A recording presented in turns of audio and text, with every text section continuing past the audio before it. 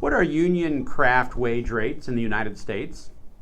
What are union craft fringe benefit rates in the United States?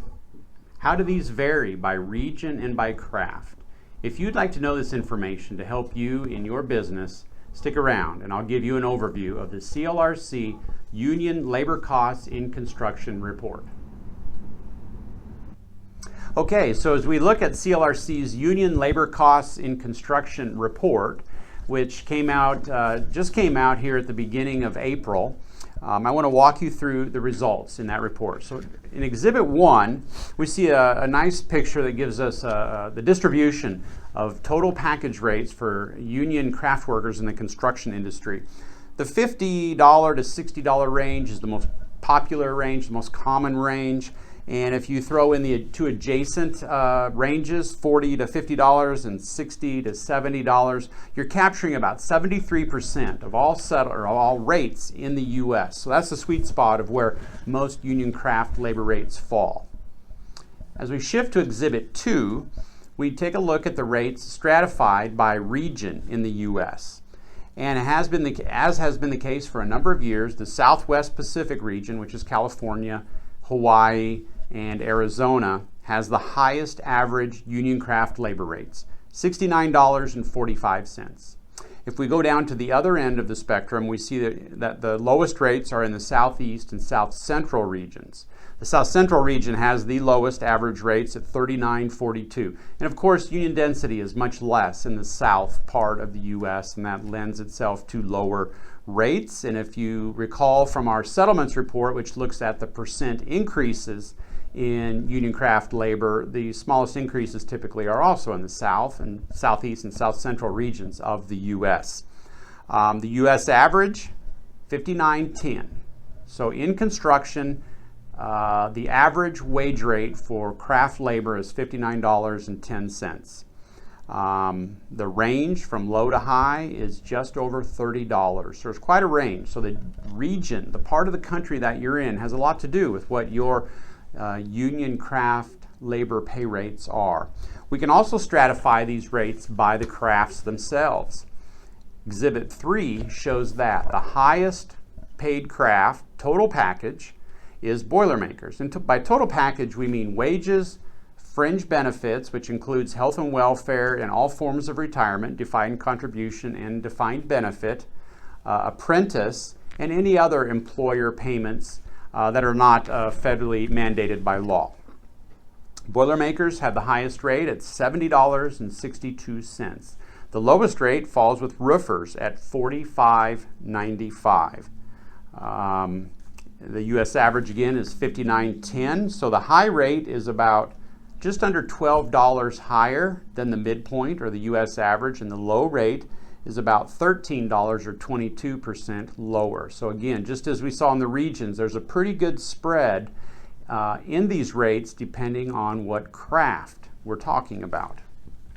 If we shift to Exhibit 4, you get a nice detailed matrix of a craft by region look at the data. So for example, for Boilermakers, you'll get 9 wage rates, one for each region in the U.S., and we break that out into the total package rate, the wage rate, and the fringe benefits rate. So Exhibit 4 provides our clients and our customers with a really nice detailed look at union craft wage rates in the U.S.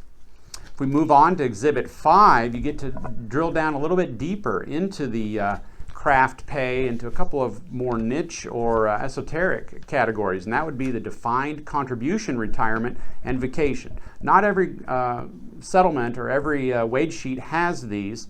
They're, like I said, a little bit more of niche items, but let's take a look at where they do occur. If we look at a defined contribution form of retirement, carpenters were the craft that had this the most often. 26% of carpenters' wage sheets have defined contribution pay rates. Other crafts that have a pretty high percent are iron workers at 21%, plumbers, pipe fitters at 22%, plumbers, just plumbers themselves, 21%, and 22% of sheet metal contracts have defined contribution retirement. If we look at vacation, The highest here fell with plumbers. 39% of plumber wage sheets have some line item regarding vacation. Cement masons, plumbers, pipe fitters, plasterers, those crafts also have at least 20% of their contracts delineating some form of a vacation. The average for the U.S. is lower than these high numbers that I've been mentioning at 9% for defined contribution. 9% of the contracts have a defined contribution line items for pay, and 16% have vacation. Jumping ahead to Exhibit 7, let's take a look at what we have going on here. In this exhibit, we took each of the classifications, the crafts that we track here at CLRC, and looked at what proportion of their total package fell into 4 categories: wages, health and welfare, retirement, all forms of retirement, and other. And we found that for the United States, 59% of the total package, on average, fell into the wages category. 15% fell into health and welfare, 20% was in retirement, and then 6% was other, which includes apprentice, the all-important apprentice category. So we see that different crafts distribute the total package in a little bit different ways, some more heavy on fringe benefits, some a little bit heavier on the wages relative to the other crafts. So if you look at Exhibit 7, roofers put the largest proportion of their package in wages, 64%, and ironworkers have the smallest proportion of their total package in wages at 53%. There's no value statement made here regarding which is better or worse. It's just simply a description of how the total package falls into different categories for each of the crafts that we track here at CLRC. And finally, let me conclude with just a brief note about the final 2 pages of the Union Labor Costs in Construction report.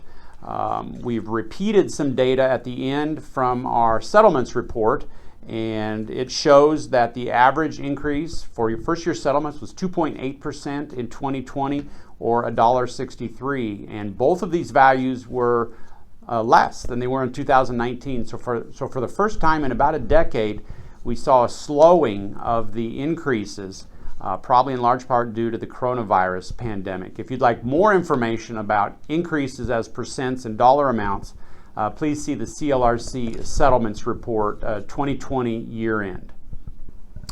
And that concludes our overview of CLRC's Union Labor Costs in Construction report. This comes out annually during the first 2 weeks of April each year. And I'd like to say thank you to our sponsors. There are a number of associations in the construction industry that make this possible for you, and they support CLRC and help us do good work. Finally, you can learn more about CLRC at our website, www.clrcconsulting.org. Thank you and have a great day.